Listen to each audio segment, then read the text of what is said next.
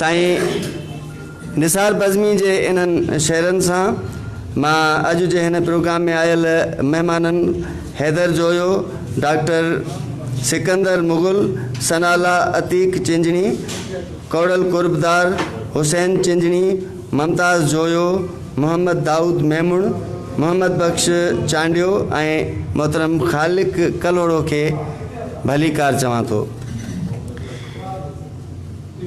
ऐं हाणे गुज़ारिश आहे अॼोके हिन तारीख़ी किताब सिंधु सल्तनत जा नगर ऐं कोट जे महूरती तक़रीब में एज़ाज़ी महिमान तौरु वेठल नौजवान कहाणीकार, बहितरीन कंपेयर ऐं शाइर साईं रिज़वान गुल खे त हू पंहिंजा वीचार वंडे। अवां जूं भरपूर ताड़ियूं।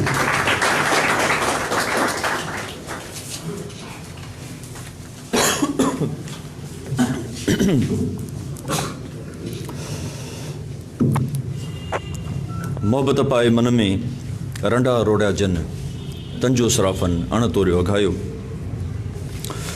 शाह साईं जूं इहे सिटियूं मां अॼु हिन मौक़े ते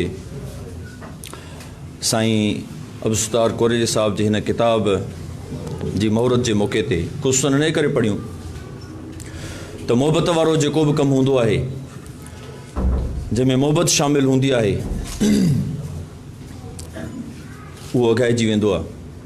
ऐं यकीनन इहो पोरियो जेको साईं कयो आहे 712 सिफ़नि ते मुश्तमिल ही जेको किताब आहे, तारीख़ जो मौज़ू ॾाढो गूढ़ो मौज़ू आहे ऐं तमामु घणो कंट्रोवर्शियल मौज़ू आहे, जंहिं ते कलम खणण खां अॻु में खोड़ सारा सवाल पंहिंजे ज़हन में बि हूंदा आहिनि।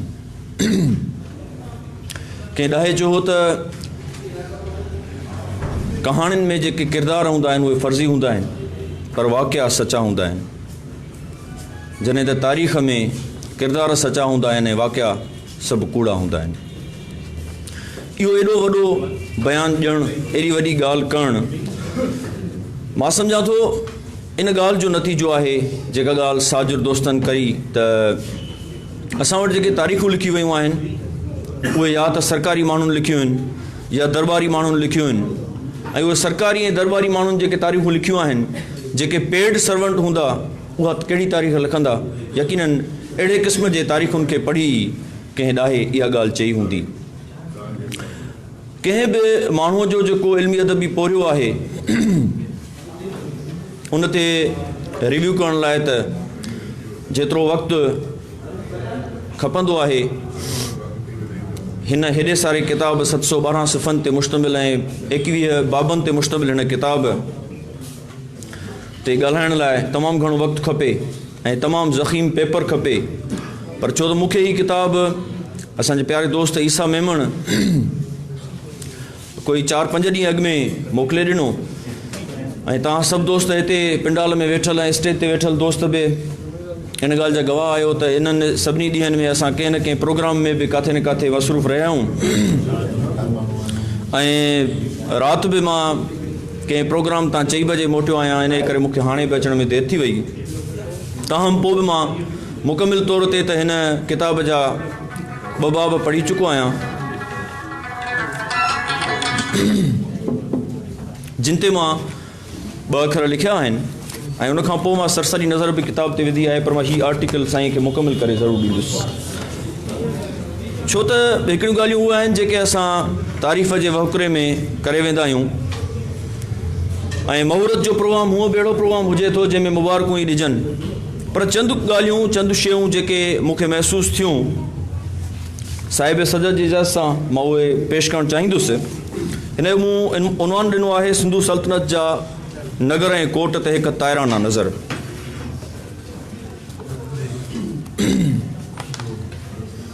हिन वक़्तु सिंधी तारीख़ ते जदीद ऐं साइंसी तहक़ीक़ जी तमामु घणी घुर्ज आहे। असांजे नए नस्ल जे ज़हन में किन वाक़िअनि, मागनि, मकाननि ऐं किरदारनि बाबति कुझु अहम सवाल जिन जी मुदलिल जवाबनि जी सख़्त ज़रूरत महसूसु थी रही आहे। मौजूदा दौर में जिन लेखकनि तारीख़ जहिड़े अहम ऐं नाज़ुक कम में हथु विधो आहे ऐं मुसलसिल संदन कलम वहंदो रहे थो, उन्हनि में हाफ़िज़ अब्दुलसत्तार कोरेजी जो नालो तमामु घणो निमाया आहे, जेको काफ़ी अरसे खां पंहिंजे वितवस आहर उन कंढाए पेचरे ते पेर धरे चुको आहे। तारीख़ जे मौज़ूअ ते हुन हिक ॿिए पुठियां 4-5 किताब लिखी वरिता आहिनि। मां सम्झां थो त तारीख़ इंतिहाई हसास मौज़ू आहे ऐं उन ते लिखणु ॾाढो ज़िम्मेवारी वारो कमु आहे। इन हवाले सां कमु करणु वक़्तु मौरिख़ ऐं मुहक़िक़ खे पंहिंजे नज़रियनि जूं ऐनकूं लाहे तहक़ीक़ जी रोशनीअ में निज पिज मिलंदड़ नतीजा मंज़र आम ते आणणु घुरिजनि। इन हद ताईं जो तारीख़ जे मामले में कामा, फुल स्टॉप ऐं अजब जी निशानी जो ख़्यालु रखणु बि लाज़मी हुजे थो। छा लाइ त हिक ई नुक़्ते जे फ़र्क़ सां कोई मुहर्रम मां मुजरिम बि बणिजी पवंदो आहे। ज़ेर नज़र किताब सिंधु सल्तनत जा नगर ऐं कोट 712 सफ़नि ते मुश्तमिल हिकु ज़ख़ीम किताब आहे, जंहिंखे फ़ाज़िल लेखक मोहतरम अब्दुल सत्तार कोरेजी साहब 22 बाबनि में विरहायो आहे। हुन पहिरें बाब खां 22 बाब ताईं अनेक बहस तलब मौज़ूअनि खे छेड़ियो आहे। पहिरियों मौज़ू क़ाइद आज़म जी लियाक़त अली ख़ान बाबति कयल राय खे क़ाइमु कयल राय खे दलीलनि जी रोशनीअ में साबित कयो वियो आहे त लियाक़त अली क़ाइद आज़म सां सचो न हो ऐं संदसि अंदर में हिकु मुहाजिर वेठल हो। ॿियो मौज़ू मुहाजिर लफ़्ज़ जे नाले सां थींदड़ सिंध सूबे सां नाइंसाफ़ियूं खां वेंदे कराची शहर जी मालिकी लेख ताईं सिंध ऐं सिंधी ॿोली बाबति अंग्रेज़नि जो पधरनामो, इस्लाम जी आड़ में मुस्लमान भाई भाई आहियूं, सिंध जे वसाइल ते कब्ज़ो, MQM मुल्क लाइ ख़तरो ऐं मुहाजिर सिंध सूबे जे विरहाइण में मसरूफ़ वग़ैरह जहिड़नि मौज़ूअनि ते तमामु घणो मुदलिल नमूने सां वीचार वंडिया विया आहिनि। हाफ़िज़ अब्दुल कोरेजी साहब जे हिन पोरे खे मां इन करे क़दुर जी निगाह सां ॾिसां थो जो हिन किताब में अलॻि अलॻि बाबनि अंदरि ज़ैली उनवाननि ऐं उन्हनि जे जुज़नि खे ॾाढी बारीक बीनीअ सां ॾिठो ऐं बयानु कयो वियो आहे। अहिड़नि नंढनि नंढनि उनवाननि वसीले हिन किताब खे मंज़िल ब मंज़िल अॻिते वधायो वियो आहे। हाफ़िज़ अब्दुल सत्तार कोरेजी साहब हीअ किताब लिखंदे जेको नूर निचोयो आहे, मां इन महिनत खे दिलि सां साराहियां थो। पर हिन किताब में जिते केतिरियूं ई ख़ूबियूं मौजूदु आहिनि उते के कमियूं कोताहियूं बि रहिजी वियूं आहिनि। पर मां इन खे बि मुस्बित रुख़ में ॾिसां थो, छो त कमियूं कोताहियूं बि उन्हनि खां थींदियूं आहिनि जेको माण्हू कमु कंदो आहे। साईं, असां जॾहिं कोई बि कमु कयूं था, ज़ाहिर आहे त जीअं साजिर असांजो जहांगीर साहिबु ॻाल्हि करे वियो, अदबी संगत जे एक्टिविज़म जे हवाले सां ख़ासि तौर ते सिंधी संगत लाड़काणो जेको कमु करे थो, त असां ईसा ऐं मुंहिंजा के ॾुख हिकु जहिड़ा बि आहिनि, छो त हू बि कमु करे थो, असां बि कमु कयूं था, त कमु करण वारे माण्हू खे ॿुधणो पवंदो आहे, बर्दाश्त बि करिणो पवंदो आहे। त हीअ जेको तारीख़ जो कमु आहे, यकीन हिन जे अंदरि माण्हू जॾहिं कमु करे थो, रकरेज़ी करे थो, त उन में बि काफ़ी सारियूं शयूं जिते ख़ूबसूरतियूं ऐं ख़ूबियूं आहिनि उते कुझु कमियूं कोताहियूं बि रहिजी वञनि थियूं, जंहिंजो मां थोरो ज़िक्र कयां थो रिगार्ड सां।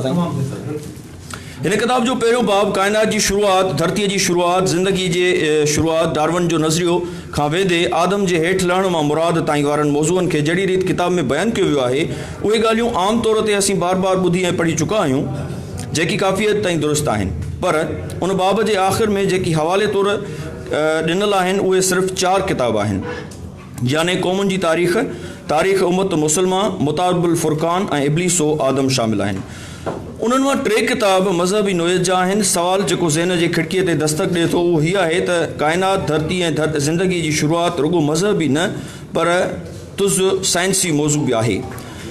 उन्हनि जा साइंस जे तहक़ीक़ी जर्नल्स, वेबसाइट्स या जाग्राफी, फिज़िक्स ऐं जियोलॉजी जे किताबनि मां बि कुझु हवाला खणणु ज़रूरी आहे। छा लाइ त असीं जॾहिं साइंसी मौज़ू ते ॻाल्हायूं था त असांखे साइंस जे उन मौज़ू सां लाॻापियल मवाद मां हवाला ज़रूरु खणणु घुरिजनि।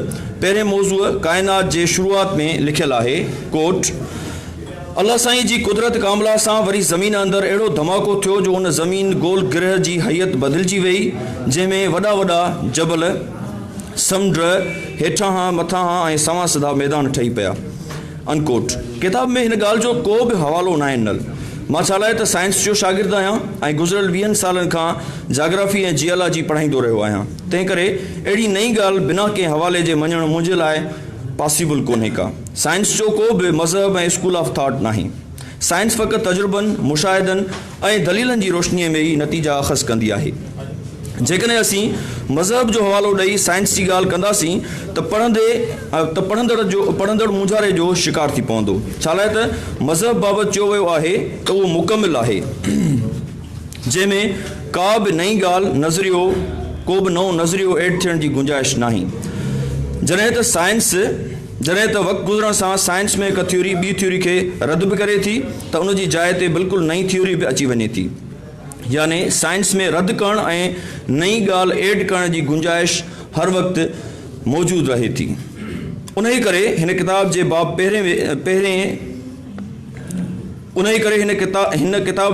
पहिरें मौज़ूअ खे जेकॾहिं तुझ साइंसी अंदाज़ में लिखियो वञे हा त वधीक बहितर हुजे हा। छा लाइ त किताब पढ़ंदड़ ज़रूरी न आहे त सभु मुस्लमान हुजनि, तारीख़ में अणधुरियो थी जेकॾहिं हवालत बा त वधीक क़ाबिल क़बूल हूंदा। ॿियो मौज़ू धरतीअ जी शुरूआत बाबति आहे, जंहिंखे सिर्फ़ु 5 लाइनुनि में मुकमिल कयो वियो आहे ऐं सिर्फ़ु इहो लिखियो वियो आहे त माहिर धरतीअ बाबति अहम सवालनि जा जवाब ॾियण जी ॻोल्हा में मसरूफ़ आहिनि, अनकोट। धरतीअ जी शुरूआत बाबति हज़ारें सिफ़नि ते मुश्तमिल हज़ारें किताब लिखियल आहिनि, जिन जो वधीक न सही सिर्फ़ु हिकु अधु सिफ़े में ज़िक्र करणु तमामु घणो लाज़मी हो। हिन किताब जो पहिरियों हवालो साह वारनि जिन्सनि जो सवले खां ॾुखे तरफ़ वधण वारे सब टॉपिक खां शुरू थिए थो, जेको क़ौमुनि जी आलमी तारीख़ किताब मां खंयल आहे, पहिरियों हवालो। पर उन सब टॉपिक खां पोइ ईंदड़ मौज़ूअनि इंसान जी पैदाइश खां वेंदे पहिरें बाब जे आख़िरी मौज़ूअ आदम जे हेठि लहण मां मुराद ताईं लॻभॻि ॿिया अढ़ाई मौज़ूअ जेके बि लिखिया विया आहिनि, उन्हनि जा सभु हवाला इस्लामी तारीख़ ऐं आयतुनि जे रोशनीअ मां ॾिनल आहिनि, जेकी अक्सर हवाला इब्लीस व आदम किताब मां खंयल आहिनि। जीअं त किताब जो फाज़िल लेखक मोहतरम हाफ़िज़ अब्दुल सत्तार कोरेज़ साहब बुनियादी तौर ते मज़हबी माण्हू आहे, तंहिं करे हवालनि में बि हुन घणो करे फोकस मज़हबी किताबनि ते ई रखियो आहे। किताब सिंधु सल्तनत जा नगर ऐं कोट ॾाके बि ॾाके अॻिते वधंदो हले थो ऐं सिंध जे सरहदुनि जी वज़ाहत खां वठी सिंध जी तारीख़ ऐं तहज़ीबी हैसियत, ख़ासि तौरु मुंहं जे दड़े जे हवाले सां कयल ॻाल्हियूं ऐं हवाला तोड़े सिंध में मौजूदु अहम शहरनि, फिटल आसारनि, भिटुनि, भिड़नि, दड़नि ऐं ठुलनि जो हिन किताब में सुहिणे नमूने ज़िक्र थियल आहे। एतिरो ई न पर सिंध जे कोटनि ऐं क़िलनि बाबति अहम ॼाण न आहे। उन सॼे मवाद सां गॾु मोहतरम हाफ़िज़ अब्दुल सत्तार कोरेज़ साहब सिंध जे मुख़्तलिफ़ क़बीलनि जो ऐं मुख़्तलिफ़ ज़ातियुनि जो पिणु ज़िक्र कयो आहे। सॼे किताब में अणगणिया हवाला मौजूदु आहिनि, जिन में तारीख़ी किताबनि सां गॾु मज़हबी किताबनि खे बि घणो कोट कयो वियो आहे। हीअ किताब पढ़ंदे फाज़िल लेखक जे नुक़्ते नज़र सां खोड़ जाइनि ते इख़्तिलाफ़ जी गुंजाइश बि मौजूदु आहे, पर तंहिंजे बावजूदि बि मजमूई तौर ते ज़ाती तौर मां हाफ़िज़ अब्दुल सत्तार कोरेज़ साहब खे हिन पोरे ते तमामु घणी मुबारक ॾियां थो ऐं यकीनन हीउ जेको कमु आहे, असां जॾहिं साईं मुख़्तियार समूह वेठो आहे लाड़काना डिस्ट्रिक्ट हिस्टोरिकल सोसाइटी जे तरफ़ां लाड़काने ते केतिरा ई किताब तरतीब ॾेई चुका आहियूं ऐं जॾहिं उहे किताब तरतीब ॾींदा आहियूं, भले त दोस्त अलॻि अलॻि उहे मुख़्तलिफ़ मौज़ूअनि ते असां उनखां लिखाईंदा आहियूं, उहे किताब असां तरतीब ॾींदा आहियूं। हिते साईं पाण लिखियो आहे, साईं जी तहक़ीक़ आहे, त उन में बि खोड़ सारियूं शयूं असां ज़ाहिर आहे जॾहिं तरतीब किताब ॾिजे थो त उहा असांजी ज़िम्मेवारी थिए थी, यानी तव्हां उन सां सहमत कंहिं हद ताईं आहियो, इन हद ताईं आहियो जो उहो किताब में ॾियण जो मज़मून आहे। पर पोइ बि ज़ाहिर आहे त तारीख़ जो मौज़ू अहिड़ो आहे जेको कॾहिं बि मुकमिल थियण वारो कोन्हे को। तारीख़ में ईअं हूंदो आहे त हिकिड़ी जॻह ते जेको हिकिड़ो हीरो हूंदो आहे उहो ॿी जॻह ते विलियन हूंदो आहे, हिकिड़े मुल्क जो जेको हीरो हूंदो आहे ॿिए मुल्क जो विलियन हूंदो आहे। त अहिड़े तरीक़े सां तारीख़ में सभु सहमत हुजनि, इहो बि मां सम्झां थो पॉसिबल कोन्हे को। मजमूई तौर ते हिन किताब जे अंदरि जेके 2 बाबनि ते मां मुश्तमिल जेको रिव्यू पेश कयो, मज़ीद ईअं सभिनी बाबनि जे हवाले सां मां हीउ सॼो तफ़सीली पेपर लिखंदुसि, साईं खे मां पेश कंदुसि। बहरहाल साईं खे तमामु घणी मुबारक हुजे जो हीउ हेॾो सारो हुन पोरियो कयो आहे, यकीन हीउ पोरियो जेको आहे असां क़दुर जी निगाह सां ॾिसूं था। महिरबानी। इंतिहाई